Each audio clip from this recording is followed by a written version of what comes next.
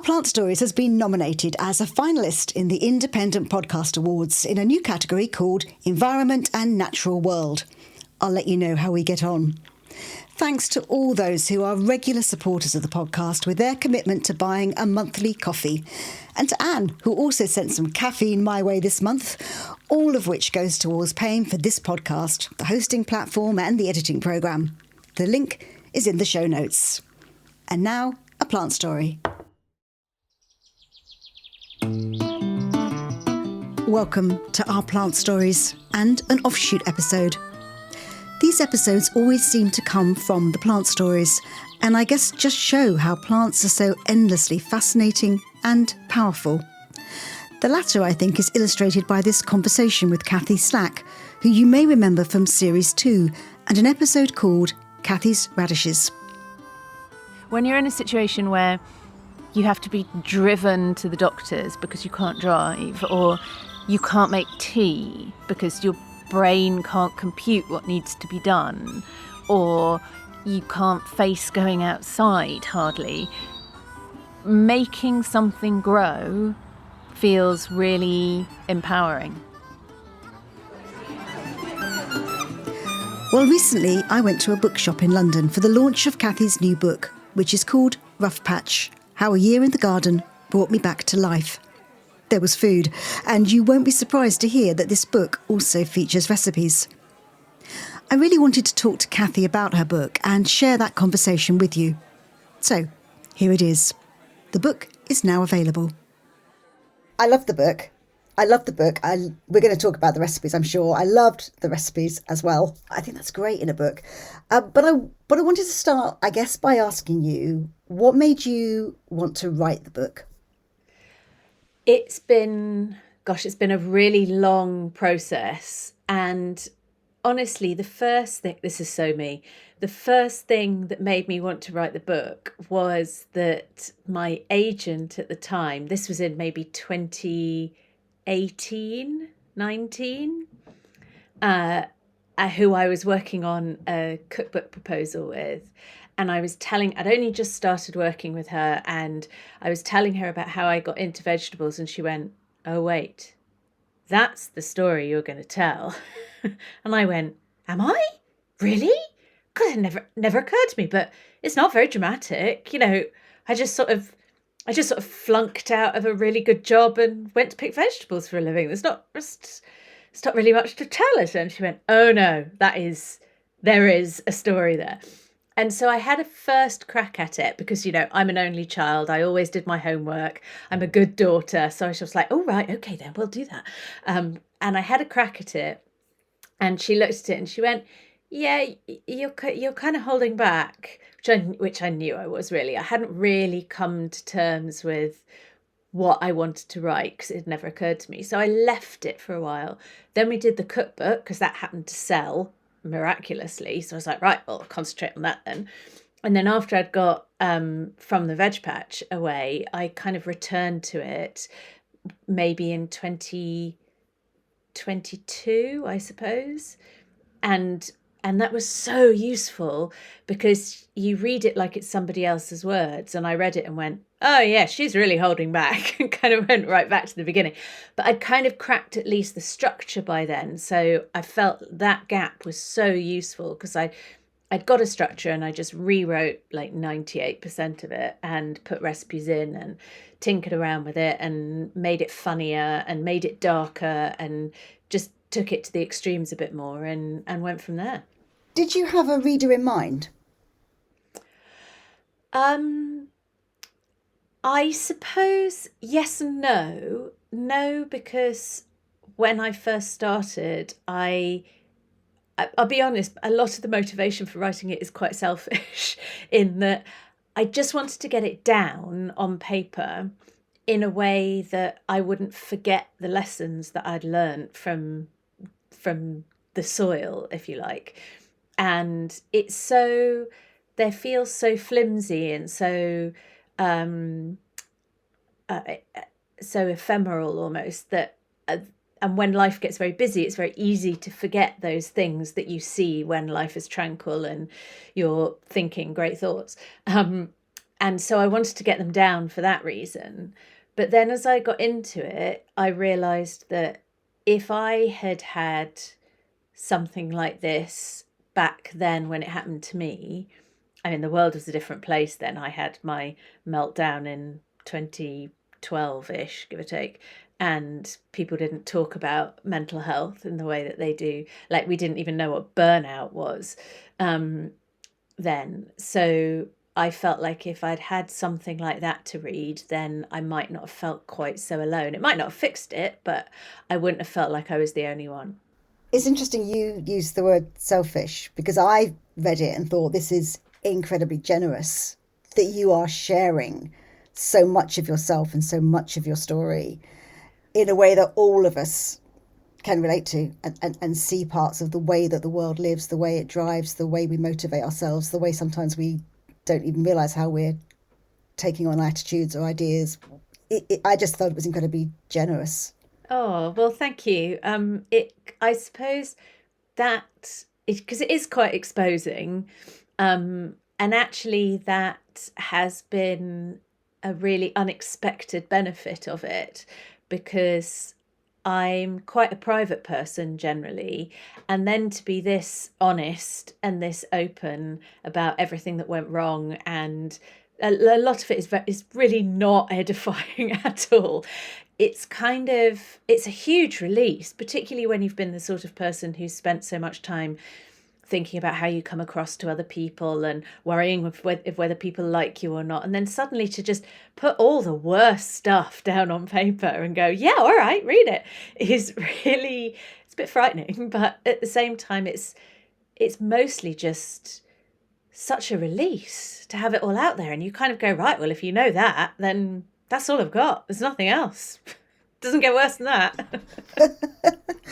Where did the idea for recipes come into it? That just feels so you to me, because you do Substack, you open, you've sent me to the shop at the end of our road. We have an amazing shop at the end of our road, which is a kind of veg shop where everything you could possibly ever want in terms of vegetables is there, and if it isn't, then Rosie will get it for you. And so I've read your recipes and gone, oh, I need to find this, where is it, and gone to the end. So I see that as something you love, and when we talked, clearly cooking, creating is just a big part of you. So, but where did that idea to put them into the book come from?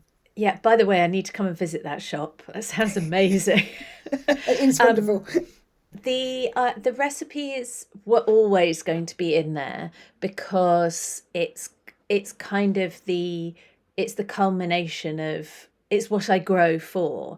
I know some growers grow food because they like the process of growing food, and those tend to be the sort of people who enter the village show with their big marrows and things, whereas I am a cook and I grow food because I cook it, and I'm only interested in that. So really, it's the story can't be finished until there's a recipe with it. Like, the leeks aren't really ready until they're in a pie, if that makes sense.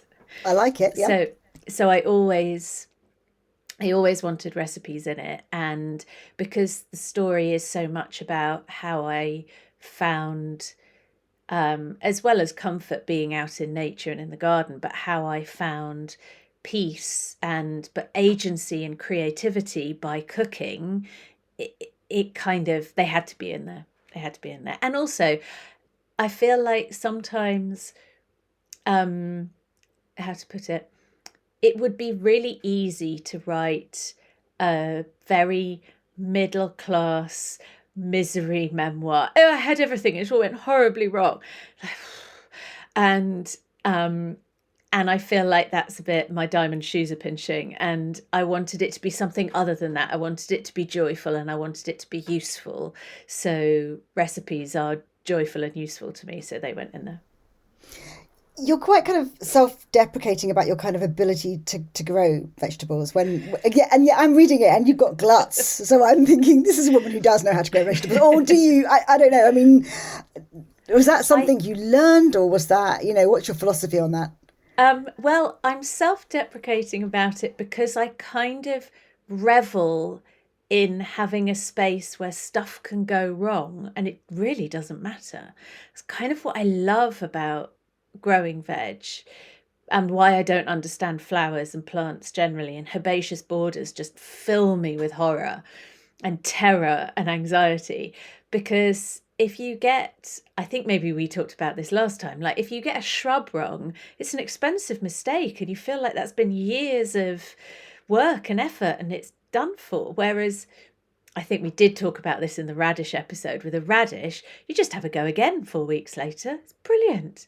And I love that. I mean, how many spaces are there in life where you can get things really, really wrong and it doesn't matter? It's totally inconsequential. Actually, it looks quite beautiful. I've just finished tidying up the veg pot patch after its winter, and it was really messy, and in a way it was kind of, I mean, it looks neat and lovely now, but in a way it was kind of sad to clear up all that debris and that mess, because it's kind of wild and lovely and strangely imperfect, but I embrace that and revel in it. What are you growing at the moment? Anything? Is it too early to do anything at the moment, really, isn't it? Not great at the moment. You're just kind of... No, I've got broad beans, I've got my broad beans in. Well done. Well, only because we really wanted to plant something, just to make ourselves feel like, that something was going to grow in the middle of the Museum of Homelessness garden in winter. Do you know, I've got a packet of broad bean seeds coming in the post as we speak, because I had the same feeling. And the potatoes are arriving as well, and the onion sets are arriving to go in probably late February, really. I do have some perpetual spinach, which has survived the winter. I've just cut back all the sludgy stems that got buried under some snow, and that's reshooting quite nicely. Same with the chard. There's some parsnips somewhere under the soil. Well, I think I'll have a dig around and try and extract some more of those. And yeah, that's kind of it, really. Oh, there's a bit of kale left. There's a bit of Cavolo Nero still to come, but again, they're looking a bit sorry for themselves. But it's that time of year, isn't it? It's that time of year when you spend most of your time planning what you're going to grow next time round, don't you, really? That's the joy of it, really. The time span, you said, it was 2012 when the original... What would you describe? Do you describe it as a breakdown? Do you describe... What term do you like to use? I don't like any of them, and I really struggle with this terminology, because I feel like breakdown feels a bit 1980s, and it certainly wasn't a burnout, because I didn't take 3 weeks off and I wasn't fine after that. And I feel like saying I was signed off work with depression just sounds a bit, I don't know, nothing really captures how it felt. Sometimes I feel like I want to reclaim the phrases like Stephen Fry does and say when I went mad, but you have to be careful on the context who you're in front of when you do that, because you don't want to offend people. But that's how it felt. I felt like I went mad. So I don't know what I call it. My episode.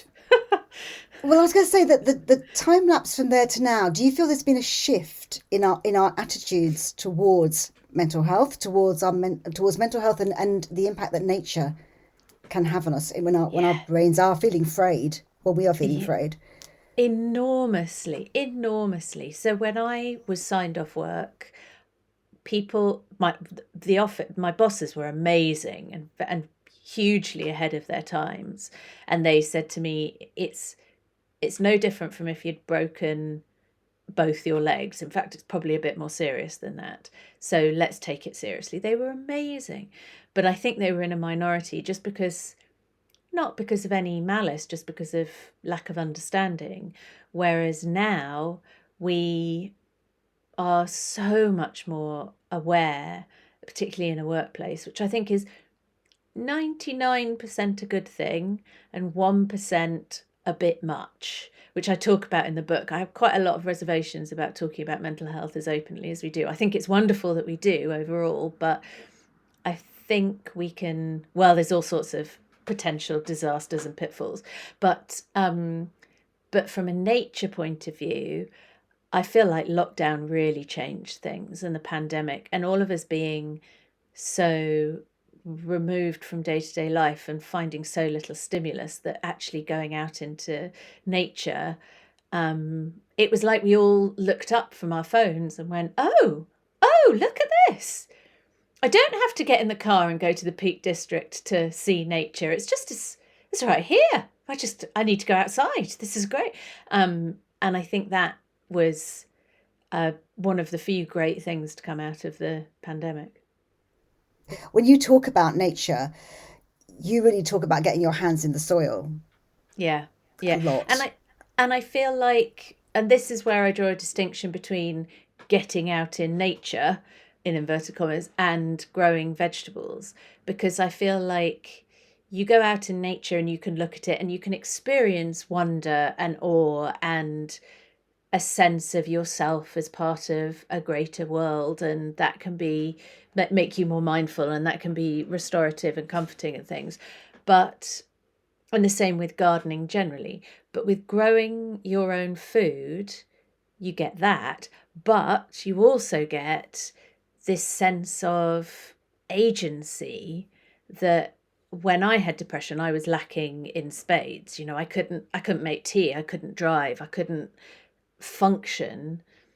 But when that lettuce seed grew, I had made dinner for myself. I mean, yes, it was just a lettuce, but something had come from nothing and it was useful. And to me, that's the really big difference from just going out in nature for a walk. Though I love that and that has its own benefits, but creativity came from growing vegetables and empowerment came from growing vegetables, and a sense of being in control again came from growing vegetables. And I don't get any of that from growing a rose or going for a walk.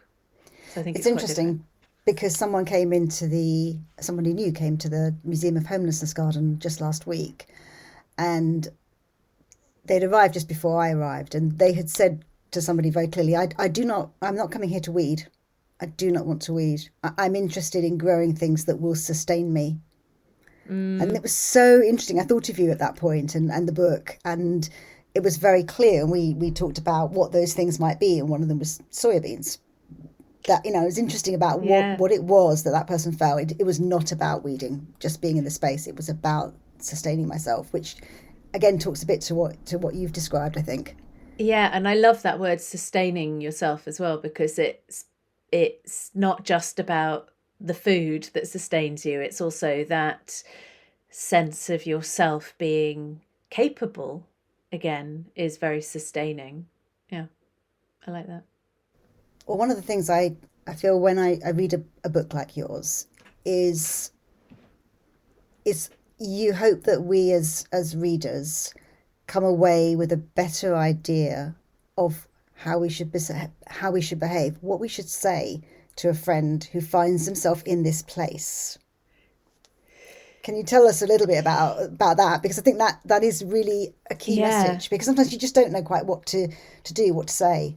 No, and it's so hard. And it is, and I think it's difficult because it's such an individual experience, and everyone's experience of depression is so different that I do hesitate to offer advice to people about how they should react, or what they should do if they have that diagnosis as well. But for me, there's a there's an episode in the book where I describe what it's like when I'm growing. I'm in the veg patch, and I'm at my friend's veg patch, who I eventually started growing at because I was like, this is working for me, I need more space, and he lent me his veg patch.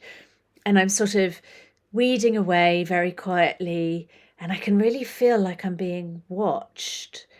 And I thought, no, you're just being, let's don't do that, let's not get paranoid about absolutely everything. But I was so convinced that somebody was watching me, but I knew I was alone. And then there was this great snort behind me. I screamed and jumped up and turned around. And there's this cow. And the benevolent Farmer Brown, as he was called, has these beautiful cows with this lovely, silky, wet nose and these massive, docile eyes and eyelashes. And it just stood there like, oh, hi. It didn't flinch. And I was like, oh my God. My heart had stopped racing. I kind of went gradually back to my slightly awkwardly, like, are you staying? Yep, evidently you are. Went back to my weeding. And this cow just stood there for ages, like, oh, you're weeding. And it occurred to me that that sort of companionable silence and community is really lovely and very healing. Like, that cow didn't, obviously it couldn't, I'm stretching the analogy here, but you know what I mean. It wasn't trying to fix anything. It wasn't offering advice. It wasn't telling me that things would be okay and it would all end soon, because that just is just no use. It was just sitting with me going, oh, hi, you're here. I'm here. Let's just be, shall we? Nothing else. Don't really need to do anything else, do we? Or that's what I took it to be doing anyway. And I always say to people, if you don't know what to do, actually doing is not the important thing. Just being there, like that docile cow, reliably, quietly there, is really powerful, I think. You can't fix it, don't try.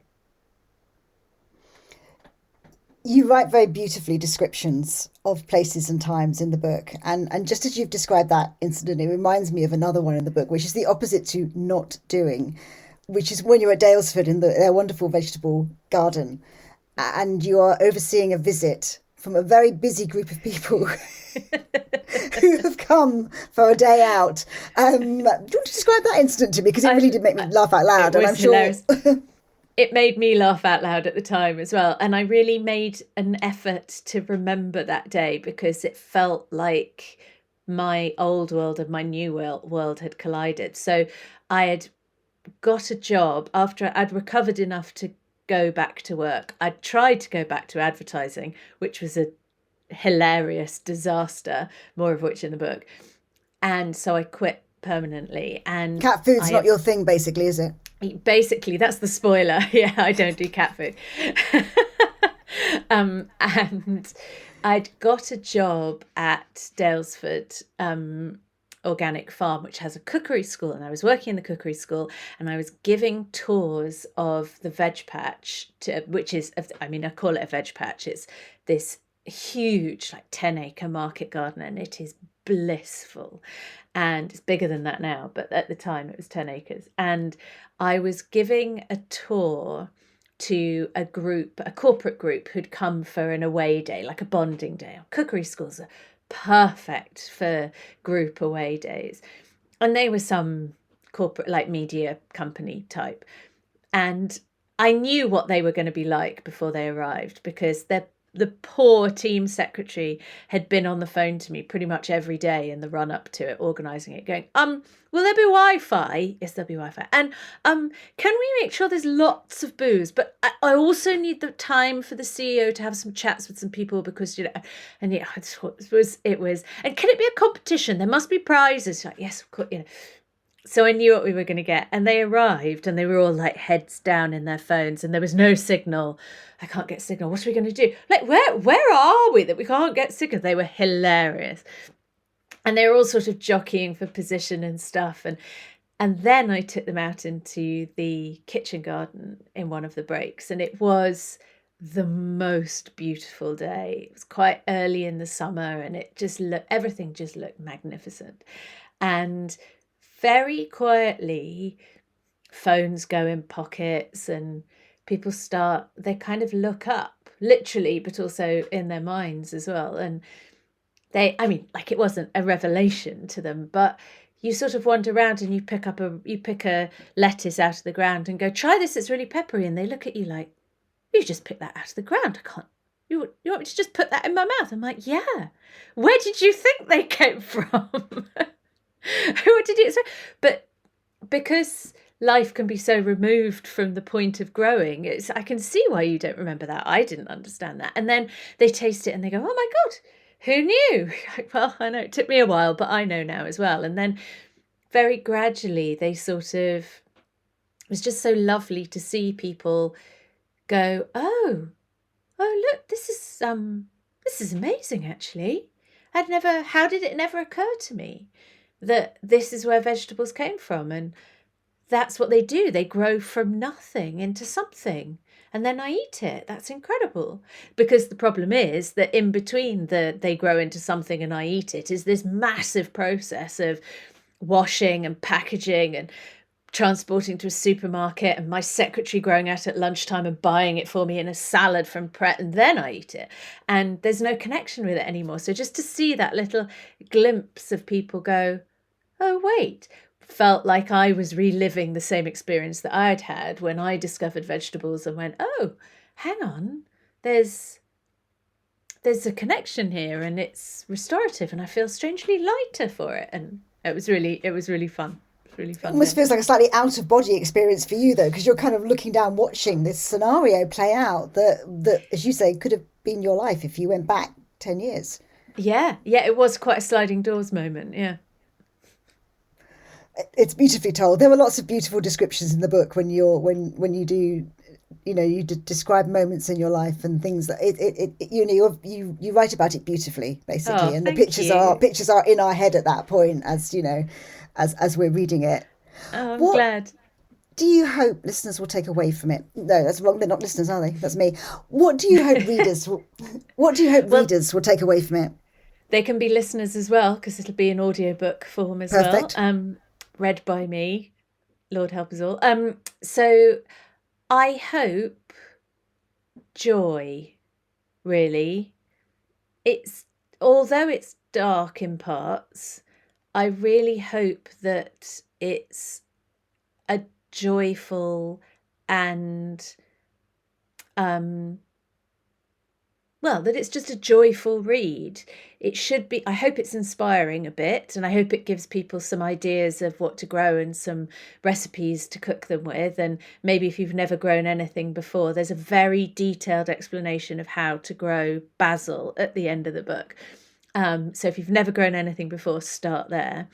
But mostly I hope it makes people feel happy and laugh a bit, because it was a pretty dire situation, but good things came out of it. We don't do how to grow in an offshoot normally, but I couldn't leave Cathy without asking her for a bit of advice for this year. I would give the advice that I always give to myself at the beginning of every year, no matter how many years I grow vegetables for, which is don't try to grow as much as you think you can. Because I always, particularly at this time of year when there's nothing in the ground, and I get so overexcited and I think I'm going to grow melons and I'm going to grow these really difficult aubergines. I'm sure it'll be fine. And I'm also going to grow this really unusual heritage variety of kale that requires X, Y, and Z, and I get really, because it's so exciting this time of year, isn't it? It's just promise. And then I'm just disappointed because I do too many experimental things and it doesn't work and I run out of time, and then I just berate myself. So I would say pick, at most, particularly if you've never grown anything before, pick maximum 5 things that you really love and start there. Or if it's the first time you've ever grown anything ever in the history of ever, just pick one thing. Just grow a lettuce. Enjoy growing a lettuce, nice and easy, or a pea shoot. Pea shoots are excellent because they grow so quickly. They're really tasty. They're cut and come again. You can grow them on a windowsill. Enjoy that. See how that goes until July, and then plant some other stuff if you feel like it. Don't go too far.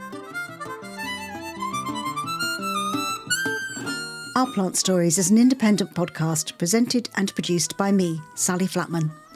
And if you can spare a couple of minutes to leave a review on your podcast app, I'd be very grateful.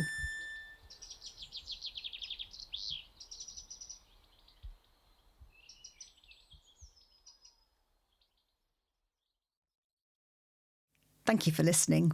If you want to show your support for this podcast via Buy Me a Coffee, then the link is in the show notes or on the website ourplantstories.com. I promise you, your virtual coffee will go towards the podcast, not plants.